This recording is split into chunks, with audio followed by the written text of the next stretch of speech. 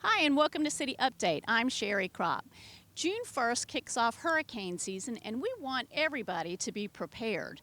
And I have with me today Scott Bullard. He is the Emergency Management Coordinator for the City of Fayetteville, and he's going to give us some information on how you can prepare. So, Scott, in the instance of a hurricane or severe storm, I know we talk a lot about being prepared. What are some of the things that we can do to achieve that? Yeah, those are easy things that we can do. One is just simply stay informed from the very start. This shouldn't sneak up on you, especially if it's a hurricane. You should have at least 4 days notice if you watch the news and keep up with the storm being tracked. The other things that you also need to accomplish during that period of time, and hopefully you will have done ahead of time, is have a plan of what you're going to do and have a kit that will sustain you and your household or whoever your circle is for about 72 hours, to include your pets and any other special needs that are not common. And by having a plan, you mean to make sure you know where you're going to go if you need to evacuate. Maybe contact family members ahead of time and say, hey, if this happens, I'm planning on coming to your house, and know the route there and things like that. For the emergency supply kit, what are some of the things that people need to put in there? Absolutely. One of the critical ones is having water. Try to have a gallon for each person that's going to be participating out of that kit per day. And if that won't fit in the kit, that's fine. But there's some things that need to go into the kit. If you have medications, certainly. And don't let the things sneak up on you that you might get caught with. For instance, if you're on oxygen, have extra. If you take insulin, say for diabetics, it needs to be refrigerated, so you're going to need a cooler and some ice. If your pets have needs like medications or other special foods or what have you, take care of that. And probably the one that's in the news right now is baby formula. I know it's hard to get, but that's another factor that you just can't find anywhere at the moment. That if you rely on that, then you need to prepare and have some set aside for it. Also, things that will keep you sustained in terms of shelf-stable foods. If you have youngsters in the household, things that they will eat, and things for them to do. If coloring books and crayons are appropriate, or for some of the older kids, electronic games and those sorts of things, they'll need to be entertained because there might be a lot of downtime in this process. Also, to that end, you'll want to have your smart device, be it a phone or a small radio. The hand crank styles work great because you don't need the batteries. Everything needs to be charged. You need to have the charger with you. I know there's all sorts of power sticks and stuff out there. Get all that stuff together and have it charged up. And then once you have it charged up, make an effort to ration that power charge as much as you can. It's not a time to be out just surfing and burning data. Right, so water, non-perishable foods, foods for pets if you have that. And remember, if you take cans and put that in your emergency kit, you either need to take like a manual can opener or buy the cans that have the pull tab on that.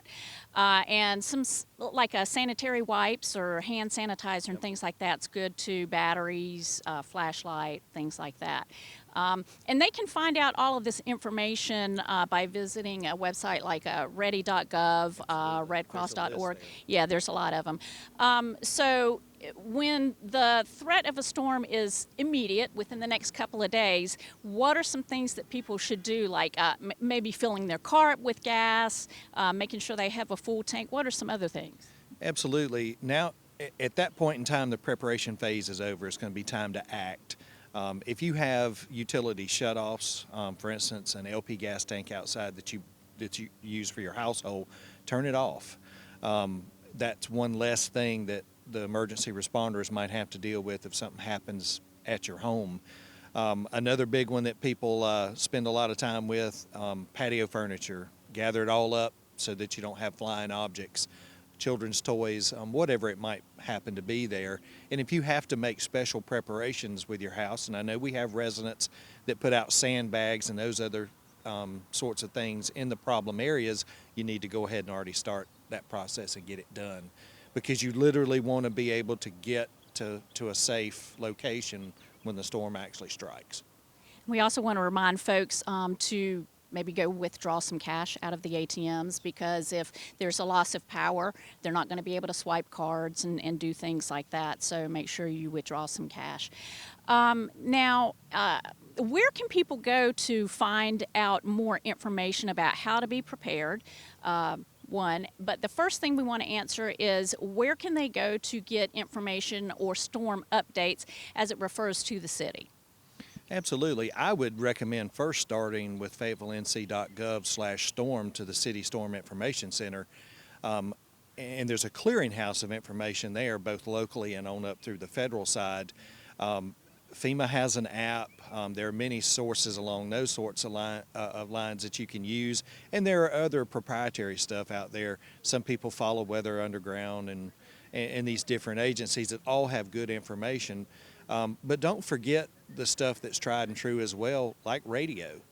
Make sure you can tune into your local radio stations. If you have a weather alert radio, even better, because that way you'll get the instant messaging. And probably the one I would end on is, if you don't subscribe to Cumberland Alerts for our area here, go on to the city storm page or to the county website and subscribe so that you get the latest protective action information and directions. Well, great, and thank you so much for that information, Scott. And again, that website, to find those links that Scott was talking about and to get weather updates, storm updates, and more information on how to be prepared, you can visit the city's webpage at FayettevilleNC.gov/storm.